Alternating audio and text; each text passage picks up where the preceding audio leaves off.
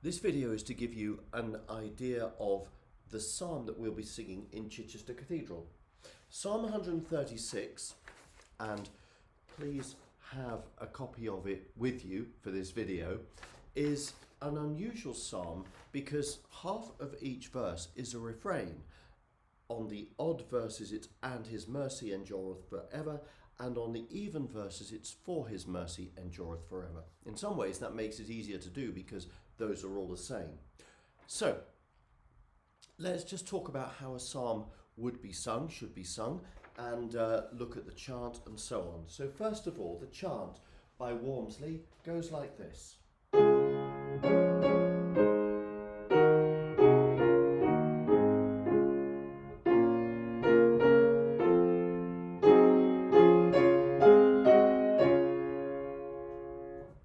I'll quickly play through each part. Soprano.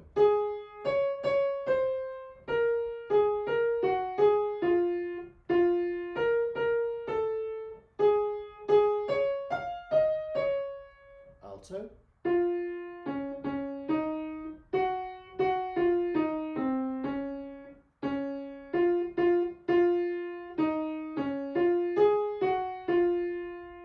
Tenor.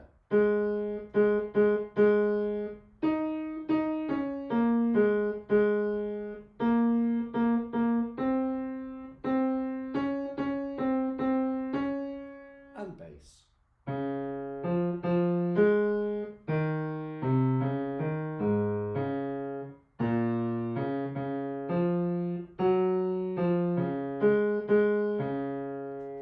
It's really important before the day essential that you know that really well. So if you're a soprano, you need to know the soprano part from memory, all of it, because you'll be singing both halves at different points. And if you're alto, tenor and bass, you need to know your own part and the melody part so that you can sing verses which are unison. And it's again important to say that you're going to be singing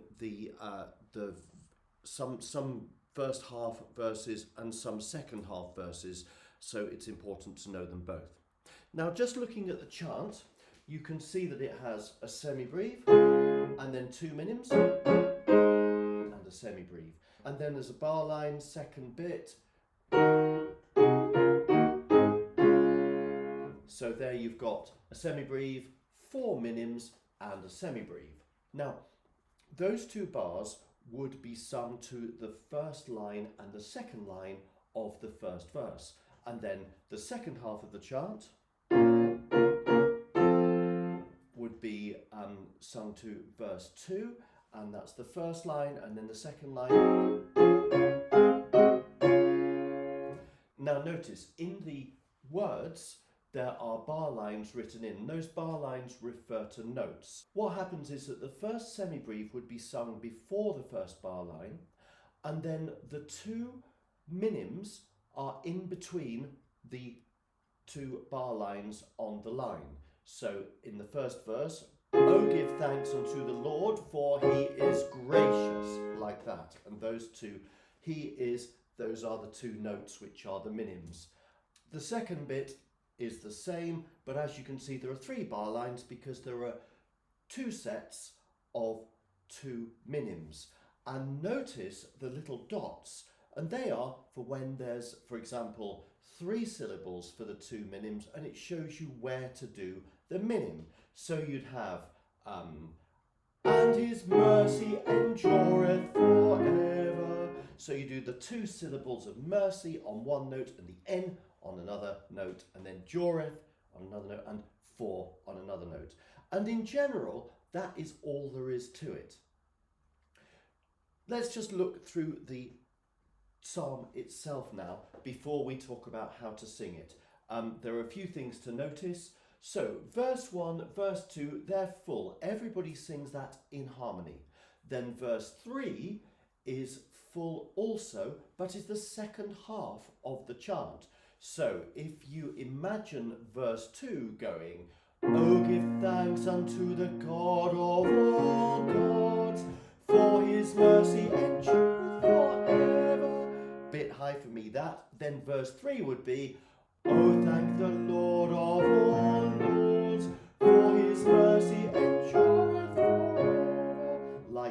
So verse 1, first half of the chant, verse 2, second half of the chant, verse 3, second half of the chant.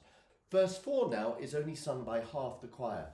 That's soprano 2, alto 2, tenor 2 and bass 2, and they are sitting on the north side of the chancel, so it's an antiphonal system. So cantoris will sing "Who Only Doeth Great Wonders" to the first half of the chant. And then decani, the other side, which is the first of each part, will sing the second half of the chant, verse 5, "Who by his excellent wisdom." Okay, then you carry on like that.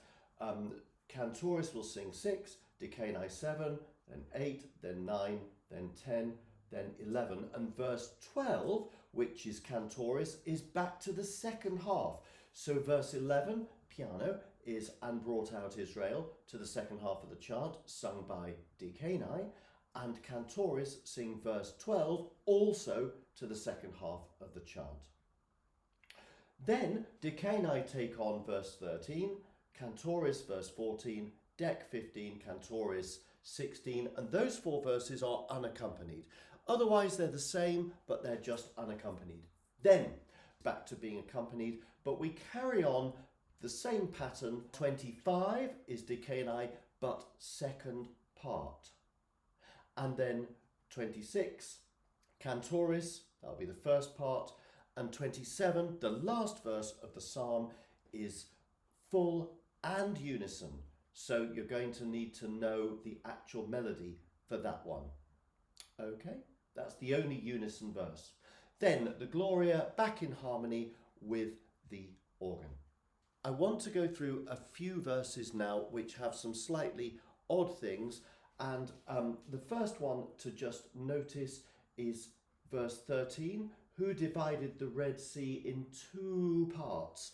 And notice 2, bit of word painting maybe, there are 2 chords there, so the 2 would be longer. In fact, the chord is the same because it's the first half, but you will still be longer. Listen. Who divided the Red Sea in 2 parts? You're not going to go 2 ooh parts, but 2, sorry. Who divided the Red Sea in 2 parts? And then onwards. That's the first thing to notice. Verse 15, notice that there is no pointing on the first line. So you just carry on the chanting note. So verse 15 would be, "But as for Pharaoh and his host, he overthrew them in the Red Sea." There's that thing again with 1 word in between the 2 bar lines. So it will be double the length, even though the notes are the same. The next thing to notice, verse 19, is Zion. That's how we're going to say it. Zion, king of the Amorites. In verse 25, just notice that the note changes on food. It's just a little bit odd. "Who giveth food to all flesh?" Like that. Okay? And then at the end of verse 27, we'll slow. So there's a ritenuto on verse 27 because it's the last regular verse of the psalm. So it'll be, "For his mercy endureth forever." Wish I could sing that high, but I'm not a tenor, so I can't. Also, notice the pointing in the Gloria. It's different to what you might be used to in the parish psalter. Every cathedral does Glorias differently, and so this one's no exception.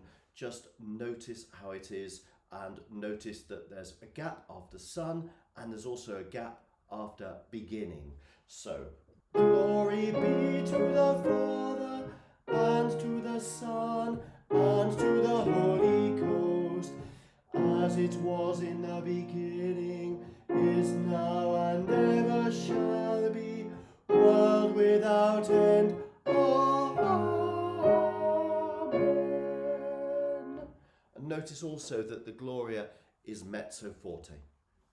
A couple of points about how to sing these things. Imagine the psalm being orated. "Oh, give thanks unto the Lord, for he is gracious." You would actually slow down the most important words ever so slightly. And that is exactly what you do when you're singing a psalm. Oh, give thanks unto the Lord, for he is gracious. But if you watch me, it will be obvious, so you need to know this really well. Oh, give thanks unto the Lord, for he is gracious, and his mercy endureth forever. And each one of those refrain verses we do as a triplet. Mercy endureth forever, and then straight on to the next verse. The verses come thick and fast, so you need to be completely ready for that. So, for example, at the end of verse 1, you're going to have mercy endureth forever. Oh, give thanks unto the God of all gods, for his mercy endureth forever. Oh, give thanks, Lord of all lords. Got the words wrong there, but you know what I mean. I'm going to run right through the psalm now. Hopefully it will give you an idea of how I'd like it to be performed on the day. Here we go. Oh, give thanks unto the Lord, for he is gracious, and his mercy endureth forever. Oh, give thanks unto the God of all gods, for his mercy endureth forever. Oh, thank the Lord of all lords, for his mercy endureth forever. Cantoris, who only doeth great wonders, for his mercy endureth forever. Who by his excellent wisdom made the heavens, for his mercy endureth forever. Who laid out the earth above the waters, for his mercy endureth forever. Who hath made great lights, for his mercy endureth forever. The sun to rule the day, for his mercy endureth forever. The moon and the stars to govern the night, for his mercy endureth forever. Who smote Egypt with the firstborn, for his mercy endureth forever. And brought out Israel from among them, for his mercy endureth forever. With a mighty hand and stretched out arm, for his mercy endureth forever. Unaccompanied. Who divided the Red Sea into parts, for his mercy endureth forever, and made Israel to go through the midst of it, for his mercy endureth forever. But as for Pharaoh and his host, he overthrew them in the Red Sea, for his mercy endureth forever. Who led his people through the wilderness, for his mercy endureth forever. Who smote great kings, for his mercy endureth forever. Yea, and slew mighty kings, for his mercy endureth forever. Zion, king of the Amorites, for his mercy endureth forever. And Og, the king of Bashan, for his mercy endureth forever. And gave away their land for an heritage, for his mercy endureth forever. Even for an heritage unto Israel his servant,